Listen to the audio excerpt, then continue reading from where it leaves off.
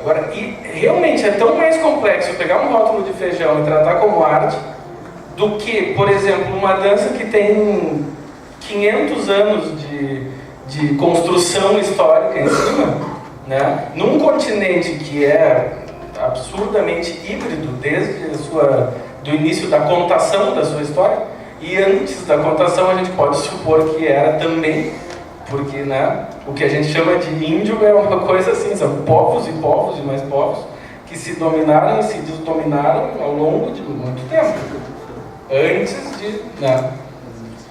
Então, aí o que legitima também para mim é isso, é essa complexidade da história desses gêneros, né? E a tentativa de conhecer eles. Eu já perdi um pouco o fio da meada e, na verdade, eu queria deixar aberto para a pergunta, não sei se ainda tem algum tempo, mas basicamente o que eu queria dizer era isso. Muito obrigado. Então vai ficar para as perguntas dos 7 minutos.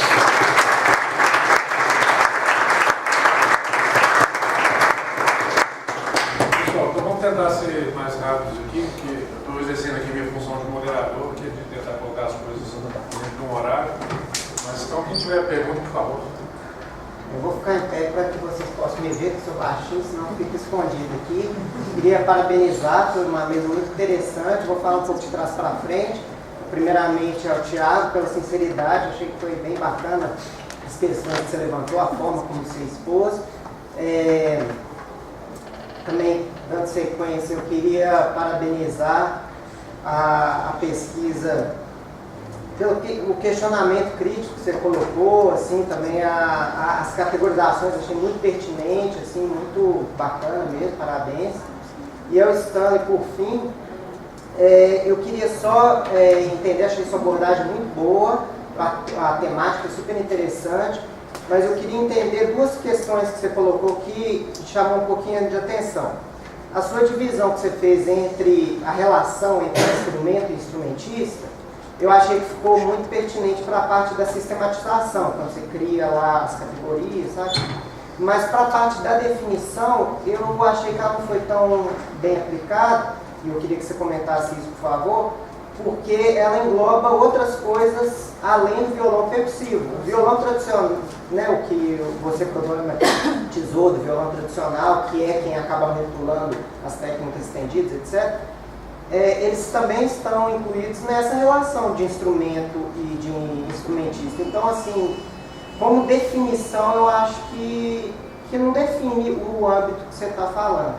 E a outra questão foi, uma hora que você falou que o violão é um instrumento de natureza rítmica. Eu queria entender em qual aspecto que você está pensando isso, que também para mim não ficou tão claro.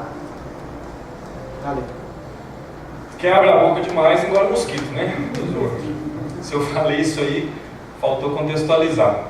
Não, o violão tem várias funções, né? Dependendo da agrupação instrumental que ele está, se ele é solo e tal. Tradicionalmente, né, nas músicas populares, o violão tem uma função de acompanhamento, que é uma função rítmica e harmônica. Mas, de maneira alguma, se limita a isso. Acho que esse que seria o contexto, eu não me lembro bem que hora que eu falei. Você tem completa razão a respeito da definição. Isso que eu coloquei aqui, apesar de que eu escrevi definição, acho que faltou explicar, é um aspecto da definição de violão percussivo. Na verdade, a definição de violão percussivo que eu fiz para o meu trabalho, né, sem querer esvaziar a questão, ela ocupa 3 páginas. Porque você tem a definição pragmática de percussividade, que é aquilo que fazem os percussionistas. Você tem a definição da musicologia, que é o sistema de classificação Horn-Bostel-Sachs, que tem lá a definição do que é percussivo, né? Você tem a definição da acústica, que os físicos falam que é um som percussivo, né? E nenhuma delas é coincidente, compatível com a outra, né? Então a definição do que seja um recurso percussivo é uma coisa realmente muito complicada. Eu defini isso no capítulo que a gente publicou aqui na Escola de Música esse ano, mas são 3 páginas e eu não quis entrar nessa questão. Quem se interessar está lá. E no final das contas a definição que eu encontrei ainda ficou ruim. O Cristiano pelo menos não gosta não. Mais alguém? Eu queria perguntar para o Stanley também qual foram os critérios da escolha das peças que tu analisou, tanto do fingerstyle quanto das peças melódicas.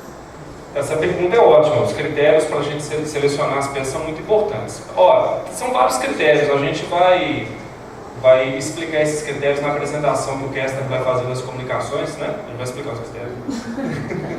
De qualquer forma, eles vão ser publicados nos anais. Sucintamente, é a quantidade de recursos percussivos que a obra usa, a significância daqueles recursos percussivos no contexto da obra, né? Se o cara não está só dando um tapinha ali para ornamentar, não pode ser ornamental, tem que ser estrutural. Eu acho que esses dois são os mais importantes, né? Depois a relevância da obra, a acessibilidade da obra e tal. Vou fazer mais 3 minutinhos, então vamos rapidinho. Não, tranquilo, pedaço. Uma das questões do study, eu acho que eu esqueci, eu tenho uma bolsa nisso, alguém quiser pegar?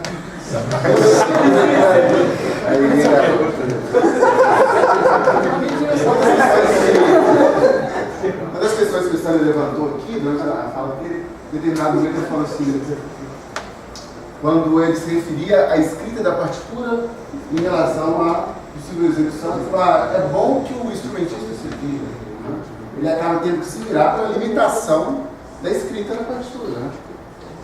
E eu pergunto o Stanley, e acho que é uma pergunta coletiva, seria o que define isso, né? O que define se virar? Né? Da onde parte o se vira? Porque é bom se virar porque você essa é a criatividade, você esbarra numa casa, por exemplo, muitas coisas, esbarrei aqui, ficou bom, não vou conseguir repetir. Ou você faz um gesto, da onde nasce isso? Porque em relação com o corpo, aqui fica muito, o Cristiano também falou da questão técnica, mas a relação de percepção do corpo, ela passa por aí, né? Passa da percussão no violão, porque é muito difícil o instrumentista perceber o próprio corpo. Né? Você está tocando e você não percebe muito pouco. Eu acho que essa questão da técnica, né, ela acaba passando por essa percepção do corpo e pelo processo do corpo também. Então, eu pergunto, da onde surge esse se virar aí, de dar a pressão, tendo a percepção do corpo, não enquanto instrumentista, mas enquanto... Eu acho que surge de vários lugares, sim. O corpo e o acaso, que são os dois elementos que você citou, eles são fundamentais, né? O papel do erro, por exemplo, na nossa autoinstrução é muito relevante, a gente tem que considerar sempre. Se virar é o seguinte, cara, qualquer dificuldade que você encontra, inclusive de leitura ou de compreensão do texto, você tem que dar um jeito de contorná-la, né? E é saber absorver as influências que estão ao redor também. Então eu acho que é um pouco isso.